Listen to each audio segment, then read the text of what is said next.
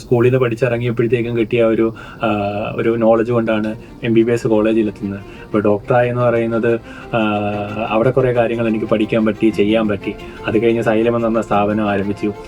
അപ്പം സ്ഥാപനം ആരംഭിച്ചു കഴിഞ്ഞിട്ട് അതൊരു എഡ്യൂക്കേഷനിൽ റെവല്യൂഷൻ ഉണ്ടാക്കി. കേരളത്തിൽ ഒരുപാട് കുട്ടികൾ ഒരു ഇൻഫ്ലുവൻസ് ഉണ്ടാക്കി. ഒരു 19 വർഷം കോഴിക്കോടും അതിനെ കുന്നമംഗലത്തും ഓട്ടോ ഡ്രൈവറായി ജോലി ചെയ്തു. അത് വരുന്ന ഒരു 10, 15, 16 വയസ്സാകുമ്പോൾ തുടങ്ങി നാടകങ്ങളിലും പാട്ടും ഡാൻസും ഒക്കെയാണ് എൻ്റെ ഹോബി. ഒരു 10-20 നാടകങ്ങൾ ഞാൻ അഭിനയിച്ചിട്ടുണ്ട്. വേഷങ്ങൾ ഞാൻ വില്ലൻ കഥാപാത്രങ്ങളും അതേപോലെ അല്ലാത്ത കഥകളും ചെയ്തിട്ടുണ്ട്. പിന്നെ പാട്ട് പാടും, പാട്ട് എഴുതും. വിശേഷം ക്ലാസ്സൊക്കെ എടുക്കുന്നു, നന്നായിട്ട് പോകുന്നു.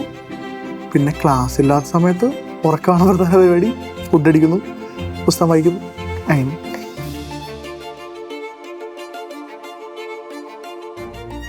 സ്വന്തമായിട്ടൊരു വണ്ടിയൊക്കെ വാങ്ങാൻ പറ്റി.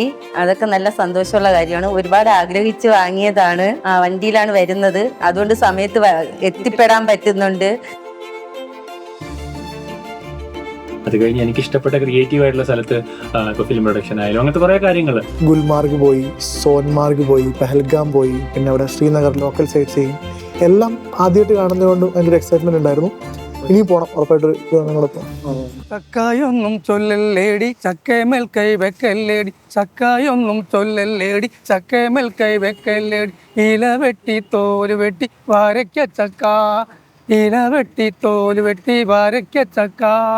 ഞാനും എൻ്റെ പിള്ളേരും കൂടി ചക്ക തിന്നാനിരുന്നപ്പോൾ പിളക്കത്തെ പാറ്റ പോലെ അമ്മായും വന്നേ.